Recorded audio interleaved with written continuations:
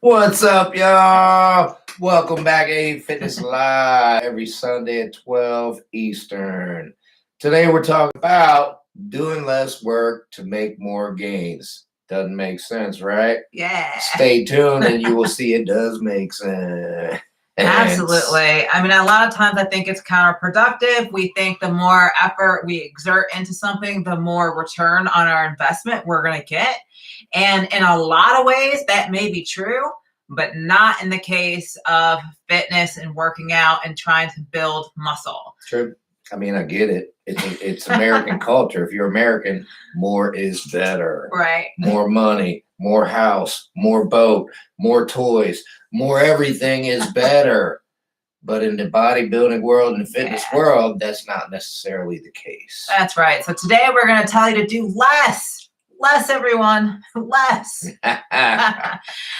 And really what we say, when we say less, we're talking about incorporating more rest into your routine. Yep. Not that you're necessarily doing less when it comes to lifting the weights, but that you are taking enough time to rest. Absolutely. I'm going to quote Menser probably 100 times during this video. My favorite.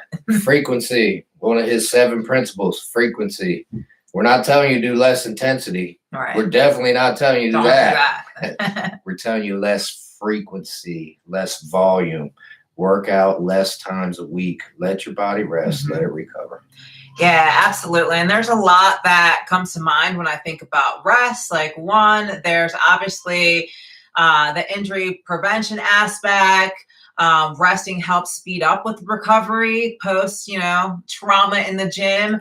It helps to make sure you're sleeping well as promoting the muscle growth, obviously. Yeah. So for me, I think it's more of a holistic thing when we're saying that. There's a lot more to it, and it's all interconnected, y'all. They all go together. Absolutely. So I believe it was Winning Strength, who I've quoted before. A good guy knows his stuff. If you want to check him out, he said the real game started when he realized it's not what I can do, it's what I can recover from. Yeah, that's a good point. So if you're not recovering and you're going in and hitting the gym again and again and again, and you never recover, you're never going to make the gains you potentially could make.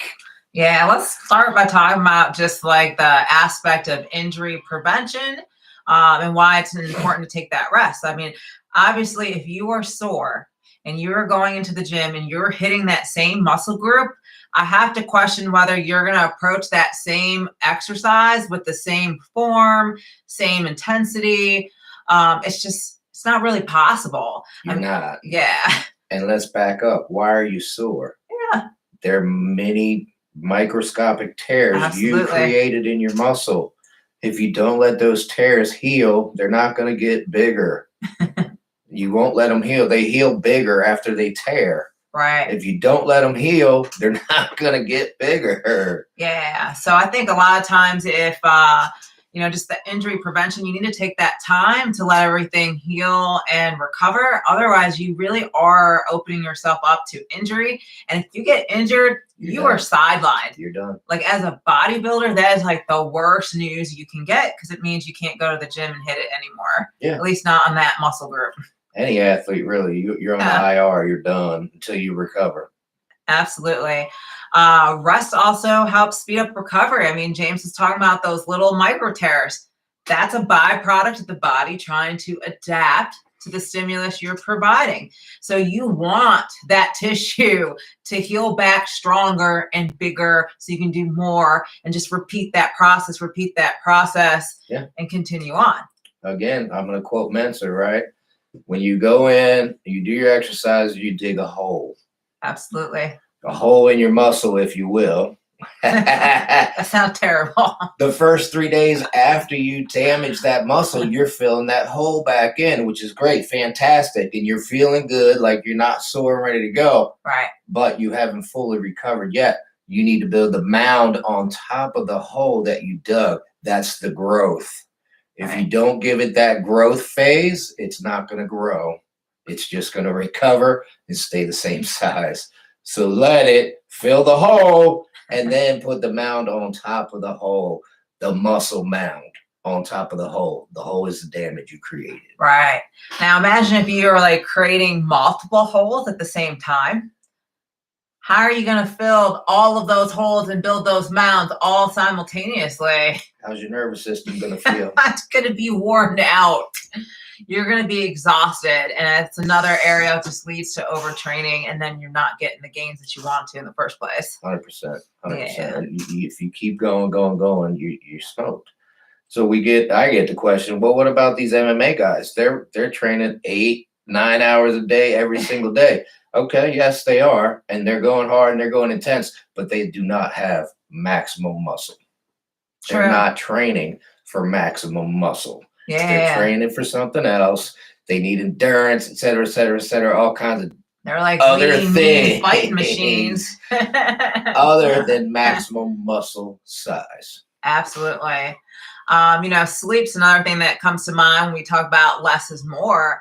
I mean, you got to go through that recovery process. You got to make sure that, everything's resting, your nervous system, everything. It's even important just for hormone regulation.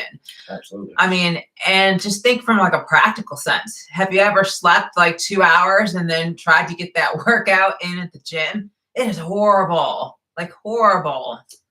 You're not going to be asleep when it comes to rest and recovery. I don't care if you lay in bed and do nothing for 10 hours. If you're still awake, it is not the same as 1 hour if you're sleeping. Yeah. You can't beat sleep. I mean, it's definitely part of the recovery process. Your body works through different phases, and that is a really critical one. And I don't know, you can tell me if you think I'm wrong. I think sleep's probably one of the most overrated or underrated things ever. I think it's actually really critical to building muscle. I agree 100%. I'm going to quote Winning Strength again. He said, if these guys paid as much attention as to sleep as they did to everything else, they'd be making serious gains. But everybody's paying attention to putting more weight on, getting more supplements, blah, blah, blah. Cut all that. Not cut it. Just paying that much attention to your sleep, and your gains will start to skyrocket. That's from Winning Strength. Absolutely. So what does doing less and getting more rest actually look like? It's for me, it's more than just taking that day or two and stepping away from the gym. It's a more holistic approach to it that incorporates the sleep and, managing your stress levels and just really recovering from a physical and psychological standpoint. So let's talk about that. Sleep. Most people say 7 to 9 hours. Yep. That can be a challenge, especially if you're a really just busy person. Yeah. I have sleep issues. I've had sleep issues my whole life. I take a sleep aid. So when I need help sleeping, I don't hesitate. Get up, take that sleep aid. Then I'm sleeping. Absolutely. I have no problem sleeping, y'all. I can sleep all day long. But the problem is I'm busy. Like sometimes my first client's at 4 a.m. and I have to get my workout and cardio done before that. So that alarm goes off, 2 a.m. And sometimes midnight if I'm in contest prep. And then on the backside, I work a full 9-hour day and then I come home and I train clients. So it is hard. One of the things that I had to do, which was really kind of sad for a while, was not to train with James. If you guys watched our last week video on how we kind of got together and fell in love, it was working out. We loved working out together. It didn't matter how tired I was. I'd be like, James, wake me up so I can go to the gym. At some point I had to say, hey, I'm not accomplishing my goals. I'm beat. I'm overtrained. Like I have to sleep. I'm sorry. And that was a tough one. I agree. I mean, at this point, years from that, I get upset when she's in the gym now because I want the whole space to myself.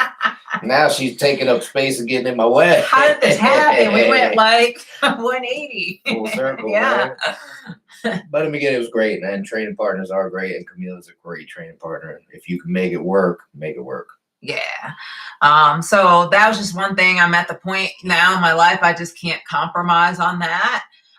Sometimes 100%. I feel a little guilty Don't. Then I'm still singing, Don't. laying in bed and he's out there getting it. And mostly I just want to spend the time with him. So that's the challenge. But, I have to get that 7 to 9 hours in at this point. Yes. And don't feel guilty whatsoever. You have to do what's best for you. It's maximum muscle gains on you, the individual, not team not sport. your workout partner.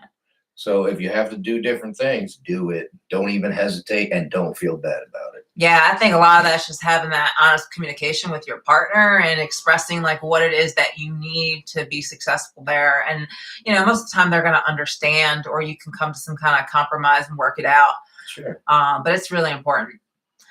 So kind of along that same line, stress management is a huge one. Stress is a big one. The moment that cortisol shoots up because you're stressed and you're in that fight or flight kind of stage, you're not losing weight. You're not gaining muscle. Your body is just trying to cope at that point. So you really do have to incorporate different techniques to manage that. Indeed. And Terrence just chimed in, would rather prioritize good sleep than have a bad workout with bad sleep. I love that. Well said, Big T. Well said. I love it too. If you know you're going to get a bad workout, chalk it up, take a rest day, sleep that night. You should sleep because you didn't sleep the night before, and hit it the next day. Absolutely. In terms of stress, I think the key is just recognizing that you're in that kind of manic stage where you're really like just I think a lot of times people are so busy and they're so going through the motions of daily life, they don't always stop to be like, I need to take a breath. Like, holy crap. We live in a very, very busy world where you can open your phone and just stay busy as you like, stay as stressed as you like. And most people do. If you're stressed, try to step away from it, recognize it. Like Camille said, a lot of it stems from work. I don't have a stressful job at work. I do. Camille does. So she has to cope with that. I put the stress on the training and other things. My job is pretty stress-free. I have to show up. I have to work. I don't have to worry about it. Right. So yeah, definitely recognize that and put different strategies in place to combat that. Another aspect of, do less to get more is just increasing your physical relaxation. So I can't tell you guys how many times after a hard workout, I've grabbed an ice pack. James does it too. Oh, yeah. Or taking that Epsom salt bath to really relax those muscles, calm down some of the inflammation. There are recovery techniques to help you recover faster, so you can up your frequency possibly with the recovery techniques. But again, the frequency, and I can tell you, younger, I could go 7 days a week, twice a day, 3 times a day. Listen, man, at 47 years old, I'm doing 4 days a week max with the weights. Absolutely. Maximum. I've tried to do more, and I get the overtraining. I can feel the overtraining. Some good indicators of overtraining is probably another video. We should probably do that another time. But I've definitely felt overtraining, and it didn't come until I got to an older age. Yeah. So going back to physical, just relaxation, the ice packs, the Epsom salt bath, which could have more psychological relaxation too, like you're letting your stress levels come down. You can foam roll, massage, focus on maybe some corrective exercises, some yoga, stretching. These are all great things, and they're twofold because again, they're letting you de-stress at the same time as you're relaxing. Good point. Yeah. Salt bath. Yeah. There's so many times I can't even tell you, like we're either fighting for the tub or fighting for the ice pack. Especially when we're pre-contest. And we own about 27 ice packs, by the way. Yeah, y'all would think we would have like turkeys and hams in our freezer. No, we have an entire drawer of ice packs. There's 20 ice packs. They're not even for like chilling your food. They're like sports medicine body ice packs. Yep. It's kind of embarrassing.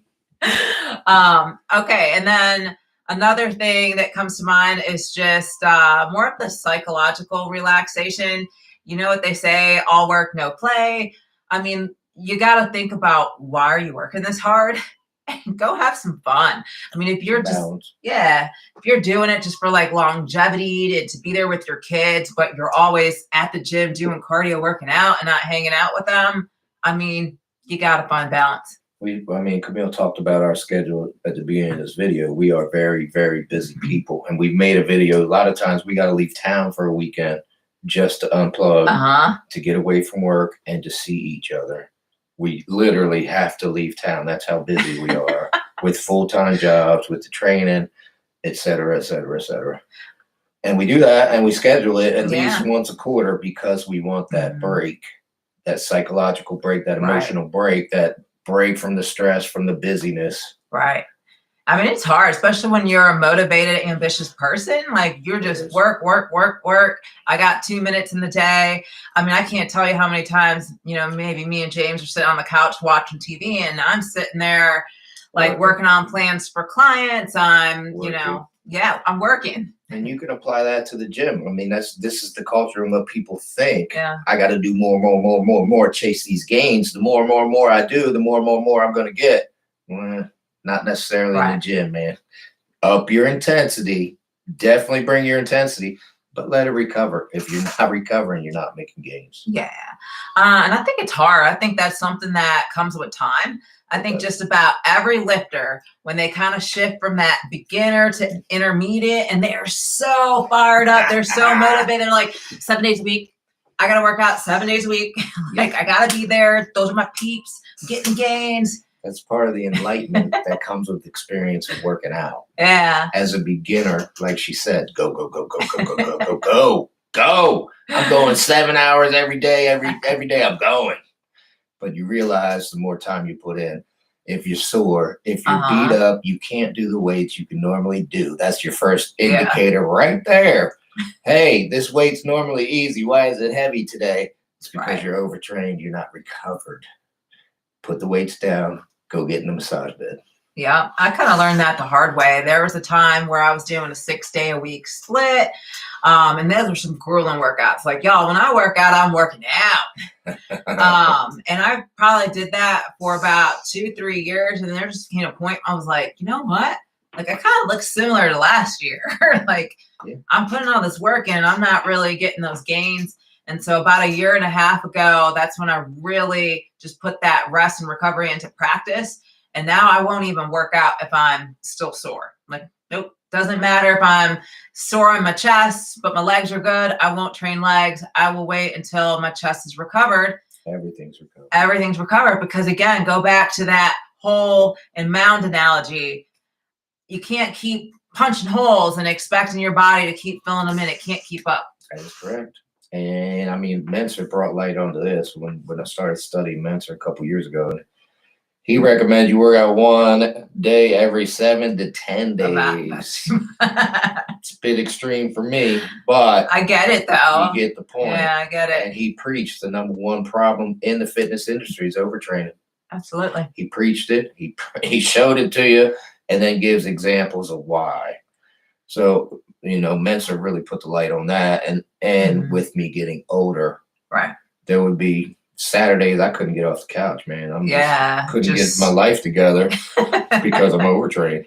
Absolutely. I needed a rest. It took a little while for me to figure it out and some Menser enlightenment, but I figured it out. Absolutely. You have to recover or you're not making a gain. Definitely.